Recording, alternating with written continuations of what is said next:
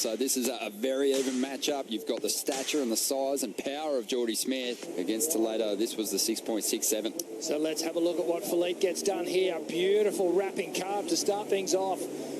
Takes his time with the second one, just blasting that second turn. Super critical. And then Geordie behind Filipe, laying into the rail on that first carve, just wrapping it a little bit further than Filipe's carve.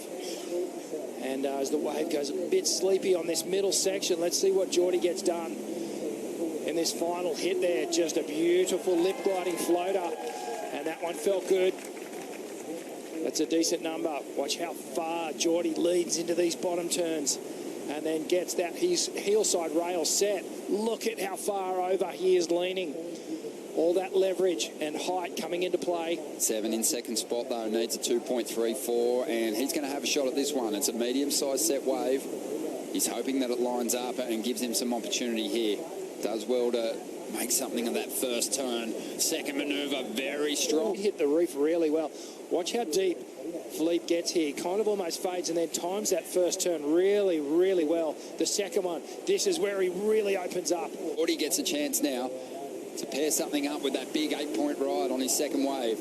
Nice carve to get started. Steep section standing up here. Smith goes to the layback jam, doesn't quite get that unload on the tail, and as a result goes down. It's really starting to look like the usual suspects up in that final five as we see Geordie Smith paddling for this one.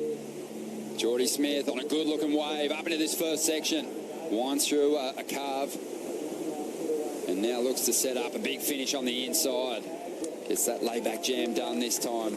Gets the completion. But I think even Geordie would agree that he didn't quite tee off on that final section the way he would have liked. Me, these two guys have maybe their best shot ever at a world title with the Rip Curl WSL finals unfolding at Trestles in September. It's an event that they both won, as we see Toledo unloading on that first turn, up into the pocket again. A bit more of a carving approach for that move. Bringing it through the inside. And complete dynamite as he unloads the rail and releases the tail. And he gets a finish as well. So that was a much more aggressive approach from Toledo, and expecting that he'll turn in his best number there. Without doubt, he's going to turn in a big number here. I think it might even go into the excellent range. Look, gets the fade straight off the start and jams that. Gets the fin release. Actually gets a bit of slide. And then the second turn, nice and spicy. Just hucks that third one. Complete direction change. Throwing an absolute ton of water. And then gets a clean finish. Love this water angle, Ronnie. Unbelievable. This first turn, he just finds that extra gear to shift it into in transition. And this thing was so explosive. Oh, just you could see that little mini section coming at him, and he just hucked everything into it and just threw all his body weight, all the rail. I love this first fade, just to position him so well for this first turn. Actually turning under lip, and then gets the jam. Just inches off the fins a little bit, allows the tail to come back under his board. Sets his rail again. Then just drives through this second turn. Beautiful posture. And then gets back into the compression there. Loads up for this third one. And just have a look at this. Knifes the section. Daggers it. Wow. And absolutely destroys that section. Have a look at how far his board changed direction. He resets and then finishes cleanly. We mentioned that thud to Filipe surfing, how it's gotten a little bit more powerful. There was two turns in particular on that ride that I think really had that big audible crunch to them. As we see him up again, winding his way through that first turn. Big drawn out carve, bit of foam on the face, and it's no problem for Toledo, who's powering through to the inside, trying to get rid of a 6.67 here. Loads up again, and it's a clean finish. He likes the feel of it. Filipe in top form. Yeah, he has found something watching that replay again, Rich. Love that first turn, the extension off the top. I was about to say the exact word, Ronnie. The extension was just unbelievable. And it's these little adjustments that he's making, which shows me that he's really in tune with what's going on here. The waves just troughing out a little bit, but they're almost adjustments that he's making subconsciously, since of a really great surfer. And it's been on display here. This man's been doing it all week long. 9.5 minutes to go. Geordie taking this one.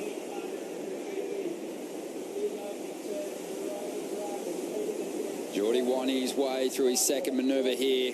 He's after a huge score, though. This wave not really cooperating the way he would have liked, but still doing some great surfing as he rolls through to the inside. Don't think it'll stack up against his 8 from earlier on. But he's going to have to risk something on these rides if he wants to keep pace with this guy. Toledo up again. Unbelievable first turn. The wave flattens out for a moment, but he'll get an opportunity to throw down something big on the end section here. Whips into another solid manoeuvre. Let's have a look here from the water angle. You see Filipe just leans into it and just stays on that heel side rail for an extended period. Snaps right back up into the power source, almost under the lip, and then gets the second wrap here, and then gets to the finish as well. Bang, just jams on the brakes one more time. It's almost like a brake and acceleration situation there. A bit more of that spring in his step in this final, doesn't he? He does indeed. There's just a little more emphasis on each one of the turns, a little bit more of a dynamic element to it. And it's as a spectator, there's an emotional response just watching what he's doing and just watching what a surfer does. And just racing out of those turns with so much momentum. But Geordie, if he lays one over and gets a bit of clean face to work with, it could work in his favour. He's going to go for the pit instead. Knifes his way into this one, goes to that rail turn, grabbing hold of the rail for extra control as he now brings it through to the inside. How high will the judges go with this one? Big layback finish, gets swamped by the white water and won't ride out. But Smith just giving them something different to think about. Well, the variety is what Filipe's brought so far in this final. Geordie did so well to get behind the section on that thing. He would have got some amazing vision. Gets the grub rail carved nice and low to help him keep that heel side rail in. You can see just gets to the finish here, but unfortunately that little whitewash coat hanger just engulfing him. Have a look at that. It was basically a stand-up tube. When he's hopping from one turn to the next, sometimes his board is almost on the bottom turn, jumping out of the water. That's how eager he is to get to the lip. And we've seen a bit of that in this final already. Geordie Smith taking a medium-sized wave, has to go hard and attack the section. But he just gets slapped down by that lip. And there's less than a minute to go here, and Toledo's got priority. There's a good chance he's going to take this final. And they'll take both the men's and the women's events here at the Boost Mobile Margaret River Pro, presented by Corona. Filipe Toledo, your champion for 2021.